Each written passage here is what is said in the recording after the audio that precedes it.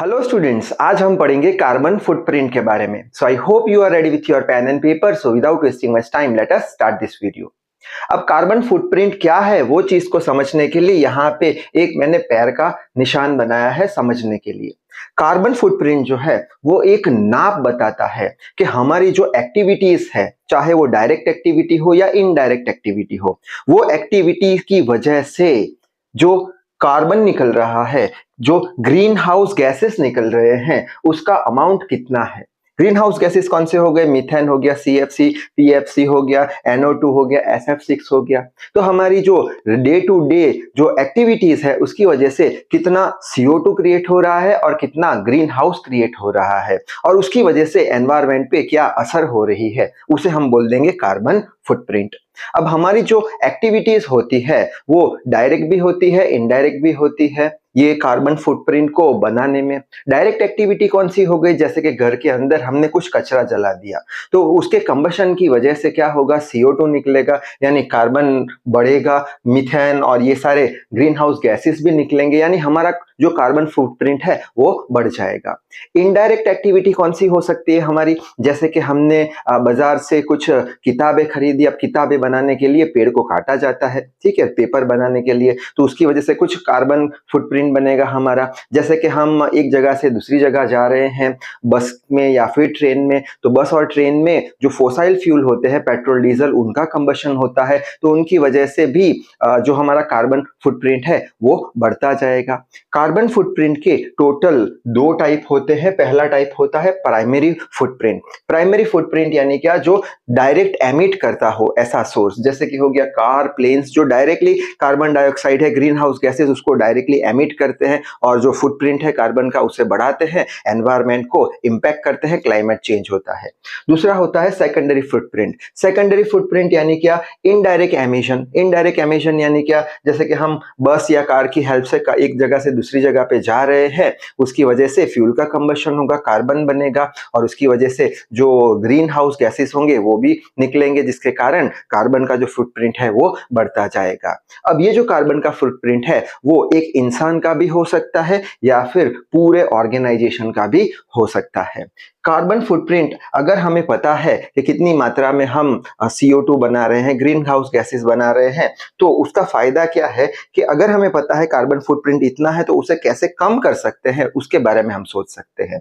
और carbon footprint को अगर हमें मिनिमाइज करना है तो उसके लिए हमें बहुत सारे पेड़ पौधे उगाने होंगे, जिसके कारण पेड़ पौधे क्या करेंगे? कार्बन को एब्सॉर्ब कर लेंगे, जिसके कारण कार्बन फुटप्रिंट कम हो जाएगा, जिसके कारण जो एनवायरमेंट को इंपैक्ट मिलेगी वो कम हो जाएगी, और जिसके कारण क्लाइमेट चेंज जो है वो थोड़ा बहुत कम हो जाएगा। अब ये सारी बातें समझ में तो आ गई होगी, अब लिखनी कैसे है वो देख लेते हैं। तो यहाँ पे सबसे पहले मैंने कार्बन फुटप्रिंट है क्या वो लिखा हुआ है, जो ऑलरेडी हमने देख लिया है।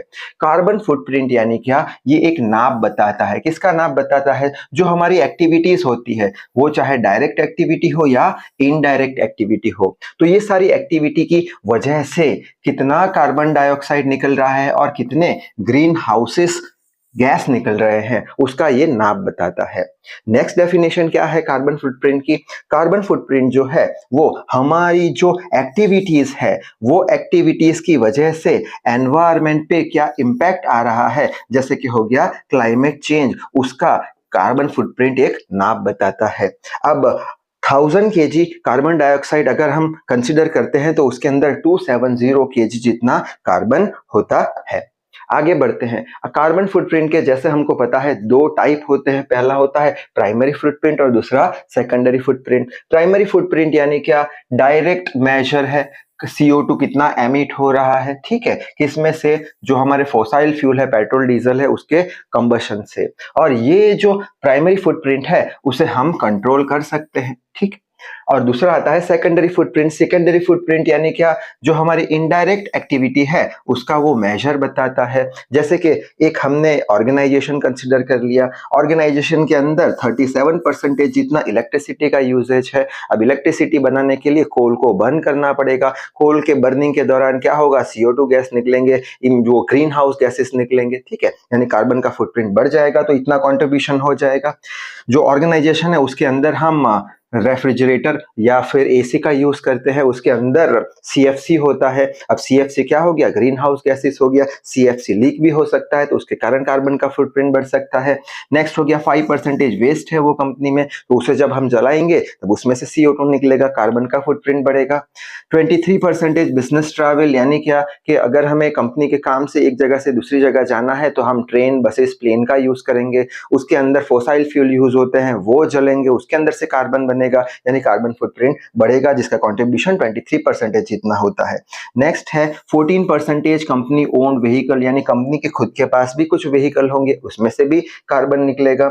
और 19% गैसेस का वो यूज करते हैं कुछ बॉयलर को गर्म करने के लिए या एक्सेट्रा, उनकी जो केमिकल प्रोसेस होती है उसके लिए। तो इस तरीके से कार्बन फुटप्रिंट बढ़ता है इनडायरेक्ट एक्टिविटीज से।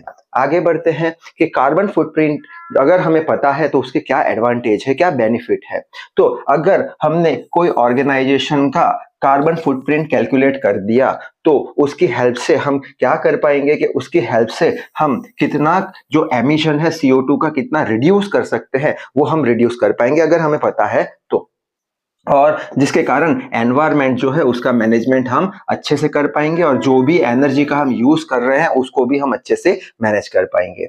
नेक्स्ट यूज क्या है कि कार्बन फुटप्रिंट जो है वो हमें क्या बताता है, वो बताता है कि जो हमारी इंडस्ट्री या कंपनी है उसके अंदर कितना वेस्ट और इनसफिशिएंट मटेरियल पड़ा है एनर्जी के फॉर्म में, यहाँ पे लिखा होगा एनर्जी के फॉर्म में, वो हमें बता देता है। ठीक है, जिसके कारण हम एनर्जी का मैनेज कर सकते हैं, कार्बन फुटप्रिंट कम कर सकते हैं। और ये जो कार्बन फुटप्रिंट है वो हमें बताता है कि जो एमिशन की जो क्वालिटी है वो कैसी है, यानी कि एमिशन के अंदर, कंबशन के अंदर जब जलता है तब कितना CO2 निकलता है। अगर ये पता है तो हम कम कर सकते हैं CO2 को।